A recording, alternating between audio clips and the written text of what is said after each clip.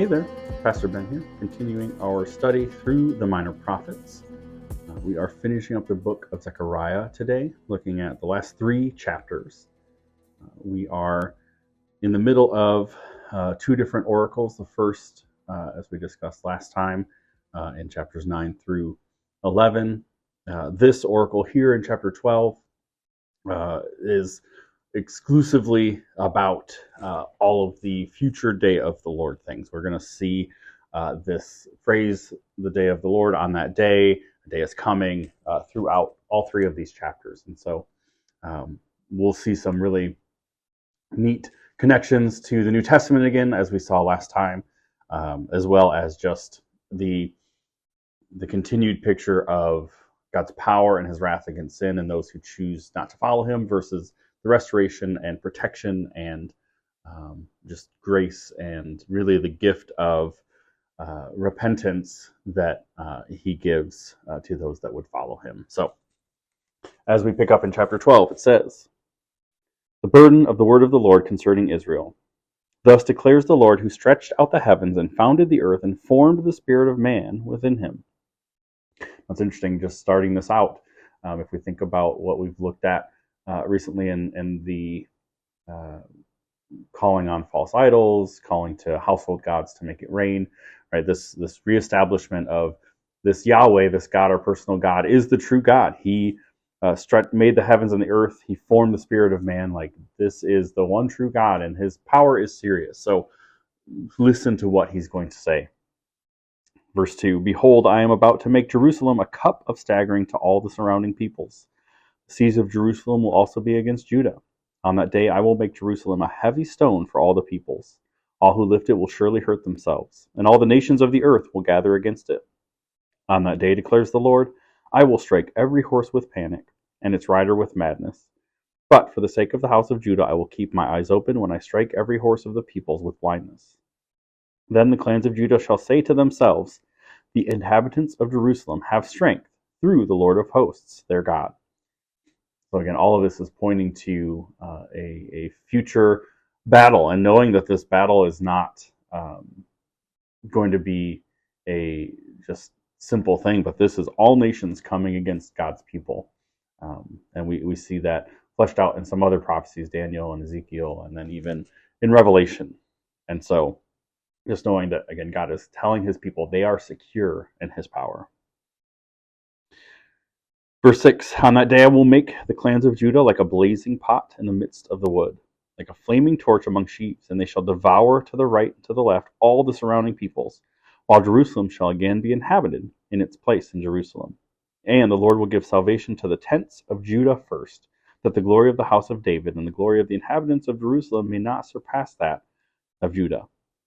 Again, it's just a reminder that God has made different covenant promises throughout time, with Abraham, with Noah, with Moses, with David, with and with the house of Judah. We know that, thinking back to that initial setting aside of Judah as the priestly clan, right? The clan that would carry out the ceremonial duties, the connections to God, and just knowing the importance of the nation of Judah, not just the what ends up being called the southern kingdom of Judah, but really all the way back to Judah's role as being set apart as the people who are serving God.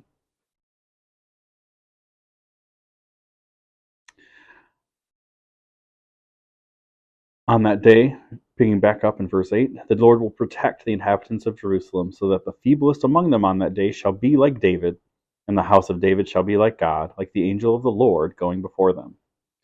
And on that day I will seek to destroy all the nations that come against Jerusalem. And I will pour out on the house of David and the inhabitants of Jerusalem a spirit of grace and pleas for mercy, so that when they look on me, on him whom they have pierced, they shall mourn for him as one mourns for an only child, and weep bitterly over him as one weeps over a firstborn." Now this, there are historically some kings that are described in this way, that they are pierced, and the people mourn over their deaths. But we know ultimately this is pointing to Jesus being pierced on the cross and being the king out of the Davidic line. So just another neat picture of everything that was going to happen has been in God's plan book from the beginning. Verse 11, picking up, on that day, the mourning in Jerusalem will be as great as the mourning for Hadad-rimmon in the plain of Megiddo. The land shall mourn, each family by itself, the family of the house of David by itself, and their wives by themselves, the family of the house of Nathan by itself, and their wives by themselves, the family of the house of Levi by itself, and their wives by themselves, the family of the Shimeites by themselves, and their wives by themselves, and all the families that are left, each by itself, and their wives by themselves. So this poetic picture here is just the idea that it's this devastating of a blow to the people that the way in which they're mourning is going to be totally isolated. They're not even going to have the comfort of one another. That's how deep the blow goes. But the turnaround at the beginning, first verse of chapter 13. On that day, there shall be a fountain opened for the house of David and the inhabitants of Jerusalem to cleanse them from sin and uncleanness. So we know that the only source that can cleanse our sins and our dirty rags before God is Jesus. So even though this great blow has happened, this pierced king, this pierced leader, this pierced Messiah, right? It was necessary so that salvation could be offered to all people. As we continue in chapter 13, verse 2, we see just more of what that, the flip side of that restoration. And on that day declares the Lord of hosts, I will cut off the names of the idols from the land, so that they shall be remembered no more. And also I will remove from the land the prophets and the spirit of uncleanness. And if anyone again prophesies, his father and mother who bore him will say to him, you shall not live, for you speak lies in the name of the Lord. And his father and mother who bore him shall pierce him through when he prophesies. On that day every prophet will be ashamed of his vision when he prophesies. He will not put on a hairy cloak in order to deceive, but he will say, I am no prophet. I am a worker of the soil, for a man sold me in my youth. And if one asks him, what are these wounds on your back? He will say, the wounds I received in the house of my friends. So the flip side of that coin of those who mourn for the one who is pierced and are able to be cleansed through the fountain that's opened because of that, right? Those who have chosen to go against it, those false prophets, those people who have worshipped the idols, they have not repented, and they are against God's will. They're going to be totally cut off, right? And even by their own friends and family. So the serious nature of rejecting God is seen in this short picture here. And then we get a short little verse here from chapter 7, or verses 7 through 9, this little kind of cry out. It says, awake, O sword, against my shepherd, against the man who stands next to me, declares the Lord of hosts. Strike the shepherd, and the sheep will be scattered. I will turn my hand against the little ones. In the whole land, declares the Lord, 2/3 shall be cut off and perish, and 1/3 shall be left alive. I will put this third into the fire, and refine them as one refines silver, and test them as gold is tested. They will call upon my name, and I will answer them. I will say, they are my people, and they will say, the Lord is my God. So this short little moment of poetry packs a pretty big punch. We know that Jesus quotes this when he tells them of his imminent death. He tells his disciples, he says, I will be struck and you all will scatter. Again, just further pointing to the Bible is always, God's plan is always seen in every part. And then we see this imagery of being refined, and just knowing that the trials that we face as Christians, whether it be what we went through in order that God would show us our need for salvation, those are certainly some trials, or even after salvation, and knowing the things that we struggle with, and knowing that the world is not perfect, it's broken, and we have just things we have to work through. But God uses those things to refine us, to test us, to produce in us, as James says, endurance and character, so that we see here the powerful thing when God calls on us and he says, they are my people. We proclaim, yes, the Lord is my God, right? That's the refining in the time of refining does not always feel great or seem like it will do anything for us, but we know that God is working for his glory and our good. As we finish out in chapter 14, again, we're going to see a lot of this forward thinking, future vision, day of the Lord imagery. Chapter 14, verse 1 says, "Behold, a day is coming for the Lord, when the spoil taken from you will be divided in your midst. For I will gather all the nations against Jerusalem to battle, and the city shall be taken, and the houses plundered, and the women raped. Half of the city shall go out into exile, but the rest of the people shall not be cut off from the city. Then the Lord will go out and fight against those nations as when he fights on a day of battle. On that day his feet shall stand on the Mount of Olives that lies before Jerusalem on the east, and the Mount of Olives shall be split in two from east to west by a very wide valley, so that one half of the mount shall move northward and the other half southward. And you shall flee to the valley of my mountains, for the valley of the mountains shall reach to Azal. And you shall flee as you fled from the earthquake in the days of Uzziah king of Judah. Then the Lord my God will come, and all the holy ones with him." Right, so again, we're seeing just a great power. And we're going to see not just here, but through the rest of this chapter, some mentions of historical things that happened in the nation of Israel. And so, although we won't have time to get through into deep study of those, I encourage you to look up some of these stories, like what's happening to Uzziah, the king of Judah, and that earthquake. Because these people, even if they didn't live through it, it's recent enough history that they're going to know of all these different things that he's talking about. As we continue on in verse 6, "On that day there shall be no light, cold, or frost. And there shall be a unique day which is known to the Lord, neither day nor night. But at evening time there shall be light. On that day living water shall flow out from Jerusalem, half of them to the eastern sea and half of them to the western sea. It shall continue in summer as in winter. And the Lord will be king over all the earth. On that day the Lord will be one, and his name one." So again, this interesting picture of the new heaven, the new earth. We know as we read in Revelation in that there's no need for light and seasons because God's glory shines through everything. And it's hard to wrap our minds around. So again, we read this and it's a little strange, but the idea here really is that everything that is needed for life is emanating from God, and being in his presence fully means that we don't have to worry about anything being provided for, because God contains and is everything that we need.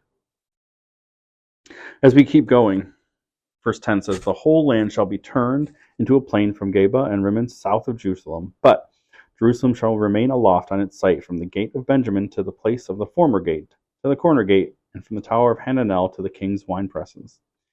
And it shall be inhabited, for there shall never again be a decree of utter destruction. Jerusalem shall dwell in security."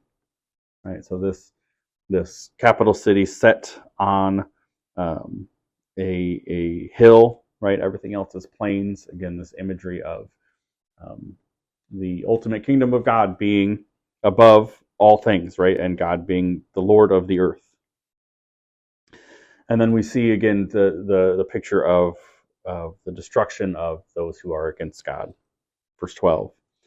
"And this shall be the plague with which the Lord will strike all the peoples that wage war against Jerusalem. Their flesh will rot while they are standing on their feet. Their eyes will rot in their sockets, and their tongues will rot in their mouths. And on that day a great panic from the Lord shall fall on them, so that each will seize the hand of another, and the hand of the one will be raised against the hand of the other. Even Judah will fight at Jerusalem. And the wealth of all the surrounding nations shall be collected, gold, silver, and garments in great abundance. And a plague like this plague shall fall on the horses, the mules, the camels, the donkeys, and whatever beasts may be in those camps." So, not a great place to be. And we know, although we see in more detail in John's Revelation, the idea of this plague that's affecting animals, this plague that's blinding people, these different wraths of God and the pictures of that, right? We're seeing glimpses of that in this imagery here at the end of Zechariah. As we finish out the chapter in the book, verse 16 says, "Then everyone who survives of all the nations that have come against Jerusalem shall go up year after year to worship the King, the Lord of hosts, and to keep the Feast of Booths. And if any of the families of the earth do not go up to Jerusalem to worship the King, the Lord of hosts, there will be no rain on them. And if the family of Egypt does not go up and present themselves, then on them there shall be no rain. There shall be the plague with which the Lord afflicts the nations that do not go up to keep the Feast of Booths. This shall be the punishment to Egypt, and the punishment to all the nations that do not go up to keep the Feast of Booths." So, again, this is looking to a future, but also addressing some of the concerns that we saw back in chapter 7 and 8, that with the restoration of the kingdom, the restoration of those festivals, and specifically this Feast of Booths, was a time that the Israel people had turned into a time of mourning and fasting. But it's again pointing a reminder that these things that God has instituted, He will see fulfilled, right? He will make sure that these things are being done in a proper recognition of His glory. And the chapter finishes out with verse 20, "And on that day there shall be inscribed on the bells of horses, Holy to the Lord. And the pots in the house of the Lord shall be as the bowls before the altar. And every pot in Jerusalem and Judah shall be holy to the Lord of hosts, so that all who sacrifice may come and take of them and boil the meat of the sacrifice in them. And there shall no longer be a traitor in the house of the Lord of hosts on that day." So this last picture, again, for us, our context, we don't have a great appreciation for it, but the idea that just regular old pots now are going to be seen as holy bowls, right, vessels in the worship of the Lord, and that the holy sacrifices that were meant just for the priests, the meat sacrifices, as it's talking here, boiling the meat of the sacrifice, right, that was available just to as a way to provide for the priests, since they didn't have their own land. That is going to be available to everyone, right? So again, pointing to this righteousness, this holiness that we know ultimately comes from Jesus as our high priest. And so being able to approach God directly, and that God is able to use just ordinary things, right? The pots in the house of the Lord. He's able to use those pots as holy vessels, which is just a beautiful, beautiful reminder of we don't have to be anything special. We don't have to have special knowledge. Really, what it requires is a humble heart and a desire to obey God and to just be submissive to His will, to desire to know His word and to know Him, and to just make ourselves available to God as He presents to us what it is that He would have us do for His glory.